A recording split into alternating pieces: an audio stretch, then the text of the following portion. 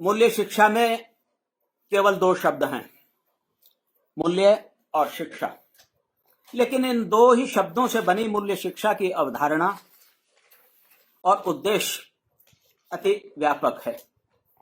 पहला शब्द मूल्य एक वचनीय परिप्रेक्ष्य में मानव को व्यवहारों में रचनात्मकता की अनुभूति कराने वाला मूल तत्व है।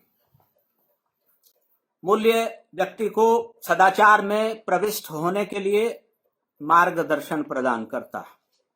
जब कोई मूल्य अनेक के जीवन व्यवहारों का सामान्य रूप से मार्गदर्शक बन जाता है, सदाचार उनके जीवन से संबद्ध हो जाता है, तो उस स्थिति में निस्संदेह वृहद मानव कल्याण का मार्ग प्रशस्त हो जाता है।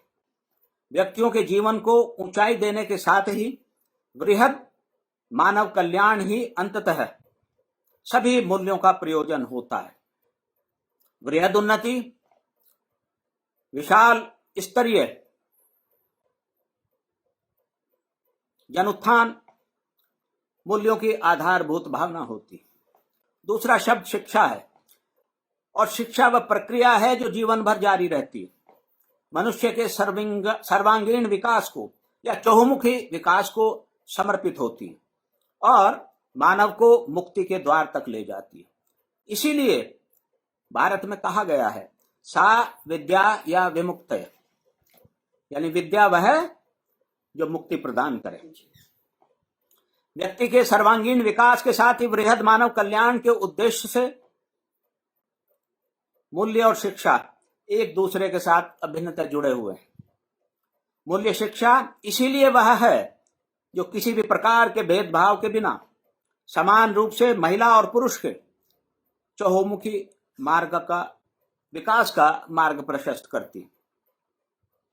मूल्य शिक्षा मनुष्य को नैतिक, विकासोन्मुखी, सामाजिक और सांस्कृतिक मूल्यों से जोड़कर रखती है। मनुष्य को वांछित कर्तव्यपरायणता की अनुभूति कराती है। उसमें व्यक्तिगत से लेकर सार्वभौमिक स्तर तक व्यवस्था के सुचारू संचालनार्थ अपरिहार्य उत्तरदायित्वों के निर्वहन के लिए अलग जगाती है। इस हेतु उसे प्रेरित करती है।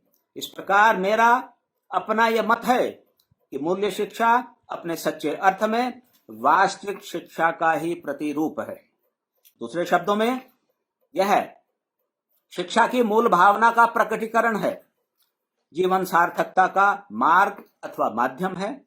प्राचीन कालिक और सत्यमयी भारतीय उद्घोषणा सा विद्या या विमुक्ति की यह संपुष्टि है।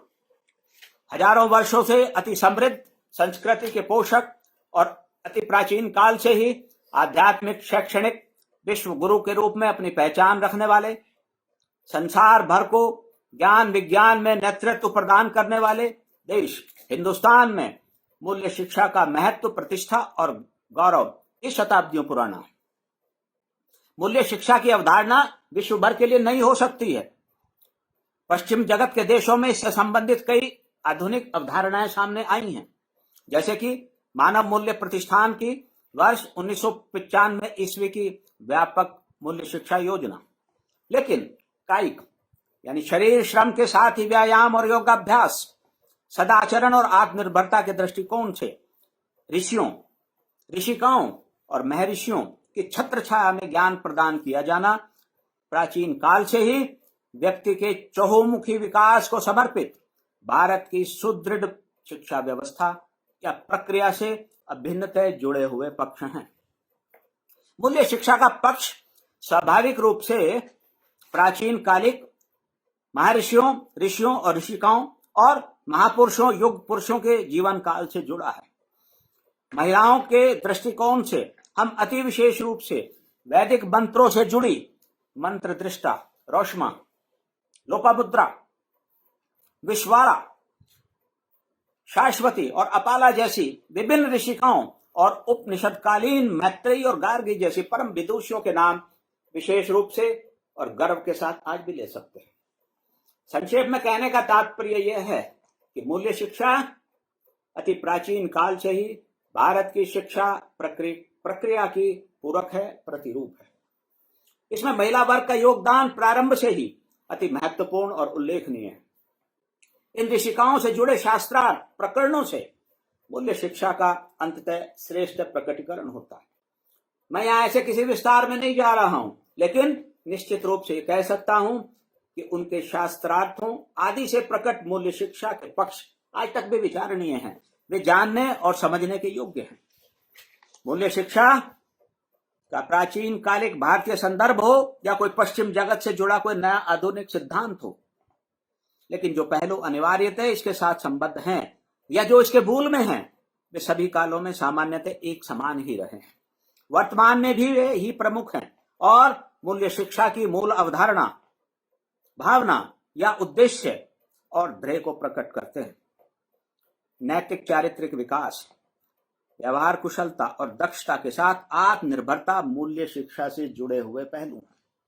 ये व्यक्ति के चहुमुखी विकास के मार्ग को प्रशस्त करते हैं, जो मैं पुनः कहूंगा वास्तव में शिक्षा की मूल भावना और उद्देश्य है। मूल्य शिक्षा को केंद्र में रखकर जब हम नैतिक चारित्रिक विकास की बात करते हैं तो हमें तब भी निश्चित रूप से समझ लेना चाहिए कि इसका प्रयोजन व्यक्ति में उत्तरदायित्व भावना की अनुभूति और कर्तव्य निर्वहन के लिए सदैव जागृति उत्पन्न करना है। सामान्यतः भी नैतिकता की कसौटी अंततः समुचित रूप से कर्तव्य पालन और उत्तरदायित्व का निर्वहन ही है। इस संबंध में मैं अपने निर्धारित मत को प्रतिबद्धता के साथ दोहराते हुए कहता हूं, यानी मैं जो इसके बारे में निरंतर कहता हूं और जो अब मेरा दृढ़ मत है, व्यक्ति में नैतिकता की परख उसके द्वारा उत्तरदायित्वों के निर्वहन से ही हो सकती है। जो व्यक्ति भली भांति अपने उत्तरदायित्वों को समझता है और उनका निर्वहन करता है, वही वास्तव में नैतिकता का पालन करता है। केवल ऐसा व्यक्ति ही नैतिक होने का दावा कर सकता है। नैतिकता सदाचार, व्यवहार कुशलता और आत्मनिर्भरता सुनिश्चित करने वाली मानव के चहुमुखी विकास अर्थात जीवन सार्थकता को समर्पित मूल्य शिक्षा की प्रथम पाठशाला परिवार है। प्रथम अध्यापिका निसंदेह मां होती है। मूल्य शिक्षा के इस मूल स्रोत और केंद्र से स्वतः ही स्पष्ट है कि इसके प्रारंभ और प्रसार में महिला वर्ग की भूमिका सर्वप्रमुख है। इतना ही नहीं, इस संबंध में महिलाओं की भूमिका वर्तमान में भी परिवार की धुरी होने के कारण निर्णायक है और सदा प्रासंगिक भी है। मूल्य शिक्षा संबंधी जो समकालीन आधुनिक अवधारणाएं हैं, वे इसके प्रसार में सामाजिक ढांचे में मूलभूत परिवर्तन के बाद भी, यानी अन्य संस्थाओं के प्रभावी होने के बावजूद, परिवार की भूमिका को अति महत्वपूर्ण स्वीकार करती है। जब परिवार की भूमिका की बात हो तो उसकी धुरी महिला के निर्णायक योगदान की स्थिति स्वतः ही समझ में आ जाती है। इस संबंध में एलिस और मॉर्गन की पारिवारिक मूल्य योजना जैसे विचार हमारे सामने हैं। महिलाएं ये वास्तविकता है, मूल्य शिक्षा की प्रारंभिक स्रोत हैं। पारिवारिक सामाजिक स्तरों पर इसके प्रसार में स्त्रियों की भूमिका अति महत्वपूर्ण है। साथ ही शैक्षणिक संस्थाओं के माध्यम से भारत ही नहीं अपितु संसार भर के सभी देशों में इस दिशाओं में महिलाओं का योगदान सराहनीय है और उल्लेखनीय है। मैं स्वयं विश्व भर में मूल्य शिक्षा के क्षेत्र में महिला वर्ग की भूमिका और योगदान का अपने अनुभवों से साक्षी हूं। स्वयं शिक्षा क्षेत्र में अपने निरंतर बढ़ते कदमों और सशक्तिकरण के स्तर में होती वृद्धि के चलते महिला वर्ग निसंदेह मूल्य शिक्षा के प्रसार में अभूतपूर्व योगदान कर सकता है। महिला वर्ग संसार की कुल जनसंख्या का लगभग आधा है। लगभग 3 अरब 82 करोड़ महिलाओं की संख्या है। इसमें भी 1 अरब किशोरियां और युवतियां हैं।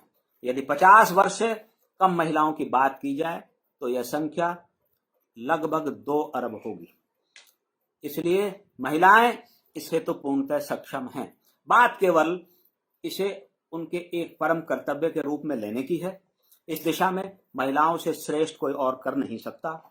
इसलिए अपनी माताओं से, अपनी बहनों से मेरा यह सादर अनुरोध रहेगा कि वे आगे आएं, मूल्य शिक्षा प्रसार कार्य को नेतृत्व प्रदान करें।